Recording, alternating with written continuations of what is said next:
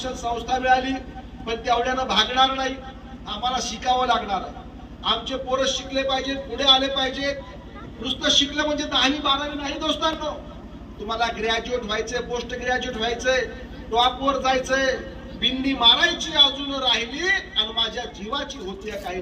जोपर्यंत यश मिळणार नाही आपल्याला तोपर्यंत लढायचंय. झगडा झगडा झगडा, जोपर्यंत झगडा जोपर्यंत तुम्हाला यश मिळत नाही. हा महामानवांचा विचार आहे, हा अण्णाभाऊंचा विचार आहे. आणि म्हणून अण्णाभाऊंची जयंती या नांदुरा गावामध्ये यायची माझी फार इच्छा होती. आमचे पालमचे मित्र आहेत राहुल शिंदे, त्यांनी सांगितलं की तुम्ही नांदूरला गेलं पाहिजे. मला आज दुसऱ्या ठिकाणी आज निमंत्रण होतं, परंतु या नांदूरची मी लौकिक ऐकलेलं आहे. या ठिकाणचे अनेक मुलं शिकत आहेत, चांगल्या प्रकारे शिकून आज चांगल्या पदावर काम करत आहेत. आणि या नांदूरनं आपल्या या अहमदपूर परिसरामध्ये एक नांदुरा पॅटर्न निर्माण केलेला आहे. इथली जयंती ही डीजे लावून होत नाही, तर ही पुस्तकं वाचून होते असं मी ऐकलं. आणि म्हणून मी आज आलो आणि मला आज खरोखर आनंद झाला. अतिशय सुंदर प्रकारची कला या ठिकाणी आमच्या लहान छकुलीने सादर केली. अतिशय चांगला पोवाड या ठिकाणी झाला. सुंदर छान असा स्वयंपाक इथं बाजूला होतो आहे. आणि आज आनंदाचा दिवस आज आपण सगळे साजरा करत आहोत बांधवांनो. की एकजूट अशीच कायम ठेवा, एकजुटीच्या या रथावरती आरूढ होऊन चलवा पुढती. नव महाराष्ट्रा निर्मूल जगती करी प्रगट निज नाव. जग बदल घालून घाव सांगून गेले मला भीमराव.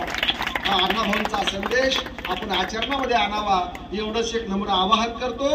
आणि यापुढे फुलांच्या पेक्षा शालीपेक्षा ग्रंथ भेट द्या, पाहुण्यांनाही ग्रंथ भेट द्या. अण्णाभाऊंची पुस्तकं आहेत. अण्णाभाऊंनी जयंती आपण ज्याची करतोय तो एक लेखक होते अण्णाभाऊ. अण्णाभाऊंनी 35 कादंबऱ्या लिहिल्या, 13 कथासंग्रह लिहिले, 15 पोवाडे लिहिले, लोकनाट्य लिहिले, प्रवास वर्णन लिहिलं. आमच्या या लहान लहान मुलांना अण्णाभाऊंचा फकीरा वाचता आला पाहिजे. आमच्या या मुलांना अण्णाभाऊंचा माझा रशियाचा प्रवास वाचता आला पाहिजे. अण्णाभाऊंची चित्रा कादंबरी वाचता आली पाहिजे. अण्णाभाऊंची वैजयंता कादंबरी वाचता आली पाहिजे. आणि म्हणून यापुढे आपण या फुलावर खर्च न करता, शालीवर नारळावर खर्च न करता पुस्तकावर खर्च करावा. आणि घराघरामध्ये देवालय न ठेवता त्या देवालयावर आपण पुस्तकं ठेवावीत अशा प्रकारचं आवाहन करतो. आणि या ठिकाणी आपण मला बोलावलं आणि मला आपण ऐकून घेतलं त्याबद्दल आपल्या सर्वांचं मनपूर्वक आभार व्यक्त करतो. या गावकऱ्यांचं मनपूर्वक आभार व्यक्त करतो. स्टेजवरील मान्यवरांचाही आभार व्यक्त करतो. आणि या ठिकाणी थांबतो. जय हिंद, जय भीम, जय महाराष्ट्र.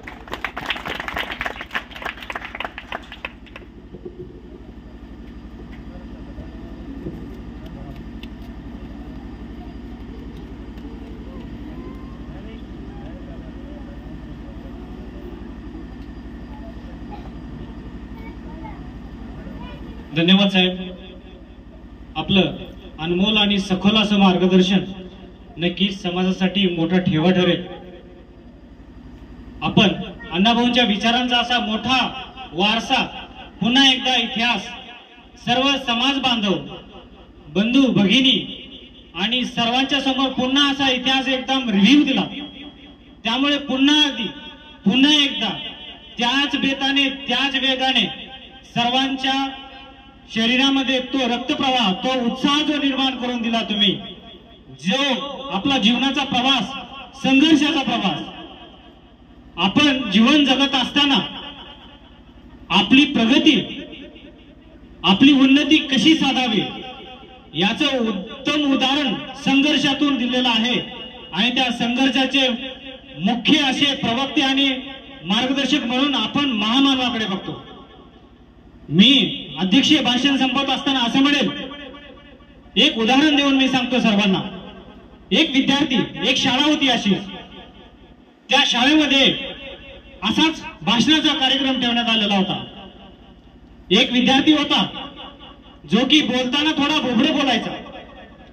इतर सर्व देवाने दिलेली देणगी होती आणि सर्वांना जो आपला आरोग्याचा ठेवा भेटलेला आहे ते देवाची देणगी असं म्हणून आपण चाललं पाहिजे. पण एक असाच कार्यक्रम झाला. जयंती साजरी होत असताना एका विद्यार्थ्याला भाषणाची संधी देण्यात आली. मग तो विद्यार्थी आला पुढे. तो विद्यार्थी जन्मतः बोबडा असल्यामुळे त्याला नीट बोलता येत नव्हतं. जशी त्यांनी भाषणाची सुरुवात केली तसं तो बोबडा बोलायला लागला आणि इतरत्र त्याचे बसलेले सर्व वर्गमित्र एकदम त्याच्यावर फिदी हसू लागले. त्या वर्गमित्राला माझेच मित्र माझ्यावर हसतायत, माझ्यावर सगळे अपमानास्पद घडलेलं आहे हे पाहून सर्व त्याच्या डोळ्यातून एकदम खळखळ पाणी आलं. मग ज्यांना काही आपलं अस्तित्व निर्माण करायचं असतं, ज्यांना महापुरुषाच्या विचारावर चालून समाजाला एक वेगळी दिशा द्यायची असते, ते विद्यार्थी अपमानातूनच घडतात. त्याचंच एक उदाहरण म्हणून त्या बोबड्या विद्यार्थ्याने एक निश्चय केला, माझ्यावर आज माझे वर्गमित्र हसले. का हसले? कारण माझ्यावरती काही सुप्त गुण आहेत, ते माझ्यामध्ये कमी आहेत, पण ते जन्मजात आहेत. पण ते जन्मजात सुप्त गुण मी माझे दूर करण्यासाठी, त्यासाठी कारणीभूत माझे आई वडील राहणार नाहीत, किंवा माझा समाज राहणार नाही, किंवा माझे मित्र राहणार नाहीत. जर मला स्वतःला मला बनवायचं असेल तर मला माझं आयुष्य मलाच घडवावं लागणार आहे. मीच माझ्या जीवनाचा शिल्पकार आहे. या ब्रीदवाक्याने त्या गोष्टीला त्यांनी पुढे विकसित करण्यासाठी स्वतःला वेळ द्यायला चालू केली. बोबडं बोलत असताना तो स्वतःच्या गालामध्ये 2 गारगुट्या पकडायचा, बोलायचा प्रयत्न करायचा, बडबड काहीतरी त्याला त्याची बडबडी करून पूर्ण कमी करायची होती. मग त्यांनी बोलत असताना ते गारगुट्यामध्ये ठेवलं असताना रक्ताचा प्रवाह निघायचा. रक्ताचा प्रवाह निघत